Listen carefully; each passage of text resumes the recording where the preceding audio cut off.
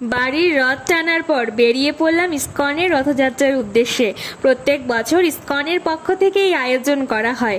দেখো, রথ প্রায় সাজানো কমপ্লিট। এবার শুধু জগন্নাথ দেব, বলভদ্র আর সুভদ্রা রানীর আসার অপেক্ষা। বলতে বলতে ওই দেখো, কি সুন্দর নাচ করতে করতে তিন ভাই বোন আসছে। এত নিখুঁত ভুবন ভোলানো রূপ চোখ যেন আর ফেরাতেই পারছি না। এবার রথ বের করতে একটু দেরি হচ্ছিল।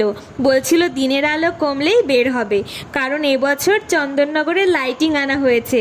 অন্ধকার একটু হতেই আমাদের রথ বেরিয়ে পড়ল। দেখো কত আয়োজন করা হয়েছে।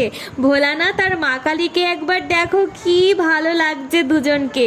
আর ওনাদের চেলাগুলোকে মনে হচ্ছিল ক্যামেরার মধ্যেই ঢুকে পড়বে। এভাবে বেশ আনন্দ করতে করতে রথ নিয়ে আমরা মেলা অবধি পৌঁছাই। তারপরে ওখানে গিয়ে আর কি কি করলাম নেক্সট ভিডিওতে শেয়ার করব। আজ তবে আসি, দেখা হচ্ছে কাল।